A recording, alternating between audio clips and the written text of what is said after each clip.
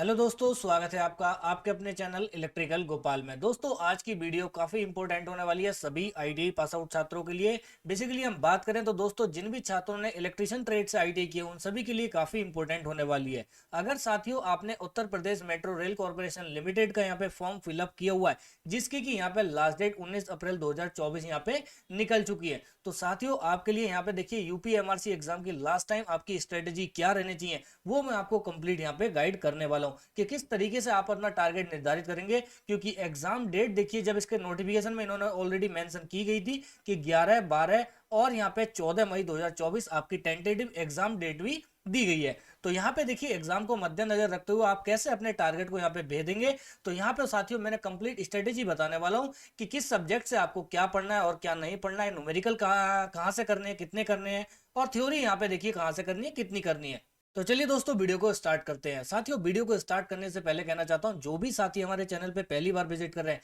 उन सभी से रिक्वेस्ट है कि एक बार इलेक्ट्रिकल गोपाल को दोस्तों सब्सक्राइब कर लीजिए। यहाँ दोस्तों मैं कंप्लीट आपको स्ट्रेटेजी बताने वाला हूँ, और दोस्तों यहाँ पे आपकी लाइव क्लास भी देखिए स्टार्ट करने वाला हूँ, जिसमें कि साथियों हम सिर्फ और सिर्फ सिलेक्टेड क्वेश्चन करने वाले हैं जो कि डायरेक्टली आपके देखिए एलएमआरसी या यूपीएमआरसी एग्जाम में आए पूछने वाला है। तो साथियों यहाँ पे सबसे पहले मैं बात करने वाला हूँ देखिए आपके एग्जाम से रिलेटेड, या कह सकते हैं आपके नोटिफिकेशन से रिलेटेड। आईटीआई मेंटेनर इलेक्ट्रिकल की पोस्ट की हम बात कर रहे हैं टोटल, जिसमें कि 78 पोस्ट यहाँ पे दी गई थी। आईटीआई मांगी थी इन्होंने एनसीबीटी या फिर एससीबीटी से इलेक्ट्रिशियन ट्रेड में। एज लिमिट की अगर हम बात करें तो 21 से 28 वर्ष इनकी रखी गई थी, जिसका कि पोस्ट कोड यहाँ पे NE07 रखा गया था। साथियों आयु में आपको छूट भी दी गई थी, यदि आप SC ST कैटेगरी से हैं तो आयु में आपको 5 वर्ष की छूट मिली थी, और दोस्तों यदि आप ओबीसी कैटेगरी से बिलोंग करते हैं तो आयु में आपको 3 वर्ष की छूट मिली थी। अगर हम बात करें दोस्तों वैकेंसी के बारे में, तो वैकेंसी 78 यहाँ पे देख सकते हैं। यूआर में 24 थी, ईडब्ल्यूएस में 13, ओबीसी में 21 और एससी में 19 थी, एसटी में 1 थी और वुमेन में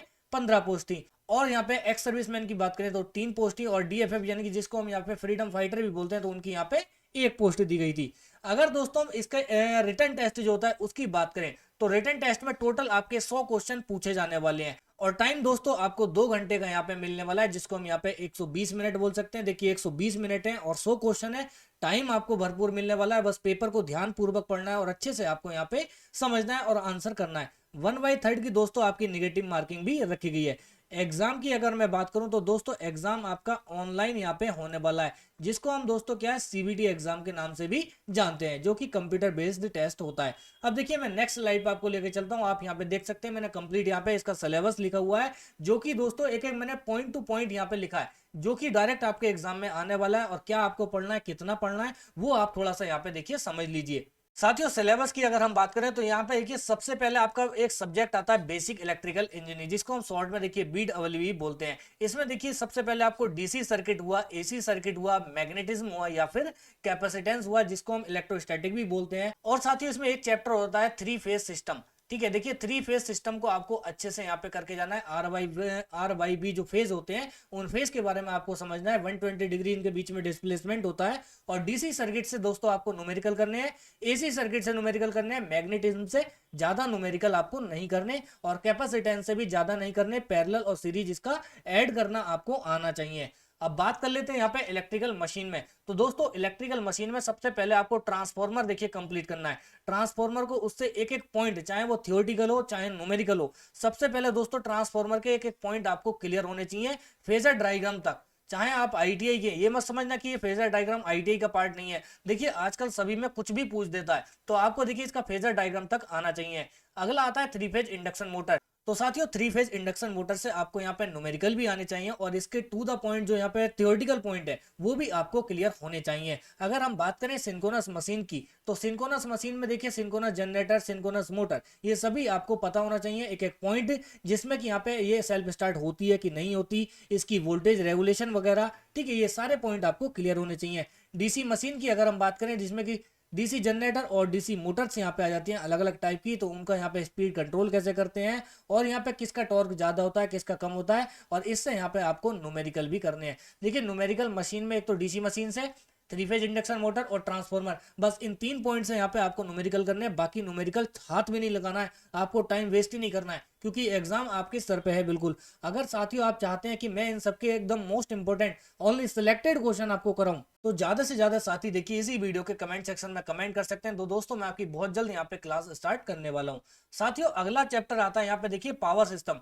पावर सिस्टम में दोस्तों आपको ट्रांसमिशन और डिस्ट्रीब्यूशन इन सभी से यहाँ पे देखिए सिर्फ और सिर्फ थ्योरी करनी है, न्यूमेरिकल यहाँ पे नहीं करना। अगला आता है दोस्तों जनरेशन। जनरेशन से आपको देखिए 5 से 7 न्यूमेरिकल आपको यहाँ पे करने हैं, वो भी किस पोर्शन से। एक तो लोड फैक्टर कैलकुलेट करना, डाइवर्सिटी फैक्टर, ये जितने पॉइंट है इन सभी से यहाँ पे आपको न्यूमेरिकल करने हैं। अगला आ जाता है अंडरग्राउंड केबल, इससे आपको थ्योरी करनी है, और स्विच गियर एंड प्रोटेक्शन इससे भी आपको यहाँ पे थ्योरी ही करनी है। अगर हम बात करें पावर सिस्टम में न्यूमेरिकल की, तो सिर्फ जनरेशन वाले पोर्शन से बहुत माइनर से न्यूमेरिकल आपको प्रैक्टिस करने हैं, क्योंकि टाइम वेस्ट नहीं करना है बिल्कुल भी। साथियों अगला आता है मेजरमेंट। देखिए मेजरमेंट में बिल्कुल आपको यहाँ पे थ्योरी रिवाइज करनी है, जो आपने पढ़ा हुआ उसी को रिवाइज करना है। जैसे कि ब्रिजेस वगैरह, एसी ब्रिजेस जितने भी हैं, जितने टाइप के मीटर हैं, चाहे वोल्ट मीटर, एमीटर, मेगर हुआ, सीटी हुआ, पीटी हुआ, पीएमएमसी, मूविंग आयरन इंस्ट्रूमेंट, कितने टाइप की डैम्पिंग होती है, एडी करंट डैम्पिंग कहाँ यूज करते हैं, एयर फ्रिक्शन डैम्पिंग, और इलेक्ट्रोस्टैटिक वोल्ट मीटर में कौन सी डैम्पिंग यूज करते हैं, ये सारी टाइप की डैम्पिंग आपको पता होना चाहिए। देन उसके बाद में दोस्तों आपको ओपन लूप सिस्टम और यहाँ पे क्लोज लूप जो सिस्टम है, इसके बारे में इसका बेसिक्स आपको यहाँ पे पता होना चाहिए। नेक्स्ट यहाँ पे सब्जेक्ट आता है देखिए UW, utilisation of electrical energy, जिसके अंतर्गत यहाँ पे इल्यूमिनेशन भी आता है, वेल्डिंग आता है, और यहाँ पे दोस्तों हीटिंग आता है। तो सबसे ज्यादा मैं आपको प्रीफर करूंगा कि आप इल्यूमिनेशन का एक एक पॉइंट यहाँ पे जो इसकी थ्योरी है, देखिए थ्योरी है, थ्योरी को आपको सबसे ज्यादा रिवाइज करके जाना, किसका, इल्यूमिनेशन का। और जितने टाइप के यहाँ पे इसमें लैंप होते हैं, देखिए सभी टाइप के लैंप को अच्छे से यहाँ पे दोस्तों आपको करके जाना है, क्योंकि लैंप से ज्यादातर क्वेश्चन आते हैं। नियोन लैंप का दूसरा नाम क्या है, इस टाइप के क्वेश्चन आपसे पूछे जाएंगे, या किस लैंप की कितनी लाइफ होती है, ये सारे पॉइंट आपको क्लियर होने चाहिए। देन उसके बाद में आता है देखिए एस्टिमेटिंग कॉस्टिंग, इसके अंदर आपको मिलेगा अर्थिंग वायरिंग। ठीक है, इन सभी अर्थिंग वायरिंग को, जितने टाइप की अर्थिंग होती है या जितने टाइप की वायरिंग होती है, कौन से वायर हम इनमें यूज करते हैं, वो सारा आपको क्लियर करके जाना है। मैं आपको बार बार बता रहा हूं, मैं सिर्फ और सिर्फ इन्हीं पॉइंट से देखिए यहाँ पे आपको ऑब्जेक्टिव क्वेश्चन करा दूंगा। अभी 12-15 दिन बचे हैं आपके एग्जाम में, एग्जाम से पहले मैं दोस्तों आपको इतने क्वेश्चन यहाँ पे करा दूंगा जो कि डायरेक्टली आपके एग्जाम में पूछे जाने वाले हैं। अगर साथियों आप कमेंट करेंगे, अगर आपकी इच्छा होगी इस वीडियो पर ज्यादा आप यहाँ पे साथ देंगे, लाइक करेंगे, तो मैं दोस्तों आपको डायरेक्ट यहाँ पे जो क्वेश्चंस हैं वो आपको कराने वाला हूं, और विद पीडीएफ आपको यहाँ पे प्रोवाइड कराऊंगा अपने टेलीग्राम चैनल पे। साथियों अगला पॉइंट है यहाँ पे देखिए बेसिक इलेक्ट्रॉनिक्स। बेसिक इलेक्ट्रॉनिक्स की अगर हम बात करें तो इसमें सबसे पहले आपको सेमीकंडक्टर फिजिक्स से यहाँ पे देखिए अच्छे से करना है। कितने टाइप के सेमीकंडक्टर होते हैं, N type, P type, intrinsic, extrinsic. Then उसके बाद में पीएन जंक्शन आपको अच्छे से क्लियर करना है। बीजेटी के बारे में आपको सारे पॉइंट यहाँ पे पता होना चाहिए कि बीजेटी बाइपोलर है कि यूनिपोलर है। ठीक है, ये करंट कंट्रोल डिवाइस है कि वोल्टेज कंट्रोल डिवाइस है। देन उसके बाद में मॉसफेट, आईजीबीटी, यूजेटी, एफईटी, और जितने टाइप के डायोड है, ये डायोड सबसे ज्यादा आपको यहाँ पे करके जाने हैं।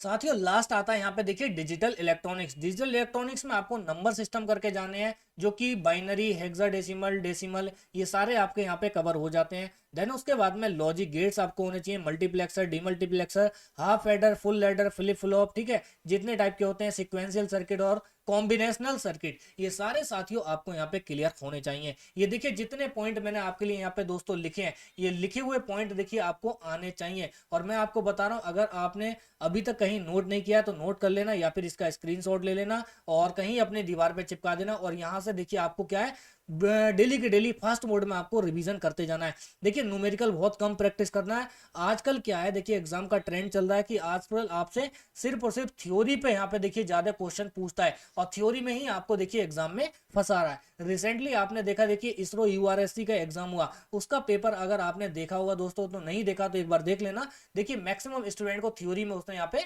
फंसा रखा है। तो आपको देखिए परेशान नहीं होना है, थ्योरी को अच्छे से रिवाइज यहाँ पे करके जाना है। तो साथियों ये कुछ स्ट्रेटेजी थी। यदि आप इस स्ट्रेटेजी को अपनाते हैं तो डेफिनेटली देखिए आप यूपीएमआरसी में एक बेहतरीन स्कोर यहाँ पे करके आने वाले हैं। देखिए अगर बाकी लोगों को यहाँ पे आपको पीछे छोड़ना है और अपना सिलेक्शन लेना है यूपीएमआरसी में या किसी भी एग्जाम में, तो साथियों आपको एक्स्ट्रा एफर्ट तो डालने पड़ेंगे, कुछ अलग टाइप की स्ट्रेटेजी आपको बनानी पड़ेगी, और मेहनत देखिए उससे ज्यादा आपको यहाँ पे करनी पड़ेगी। कि ऐसा नहीं एक स्ट्रेटेजी बना ली तो स्ट्रेटेजी के हिसाब से आपको सिलेक्शन हो जाएगा, लेकिन उस स्ट्रेटेजी पे आपको मेहनत भी करनी पड़ेगी। अगर आप मेहनत नहीं करेंगे तो आपका कोई भी एग्जाम यहाँ पे नहीं निकलने वाला। अगर आप 3-4 साल से यहाँ पे देखिए स्ट्रगल कर रहे हैं, तो साथियों मैं आपको एक बार बता रहा हूँ, देखिए इस स्ट्रेटेजी को एक बार फॉलो करिए और आपके एग्जाम बहुत जल्द यहाँ पे देखिए निकलने शुरू हो जाएंगे, क्योंकि यहाँ पे देखिए कुछ सिलेक्टेड और इंपोर्टेंट पॉइंट ही मैंने लिखे हैं जो कि बार बार एग्जाम में यहाँ से ही रिपीट होता है और बस क्वेश्चन की लैंग्वेज थोड़ा सा घुमा दी जाती है, उसी में स्टूडेंट जो है कंफ्यूज हो जाते हैं। तो साथियों आपको कंफ्यूज नहीं होना है। तो दोस्तों ये कुछ इंपॉर्टेंट अपडेट थी जो कि आप सभी साथियों तक यहाँ पे प्रोवाइड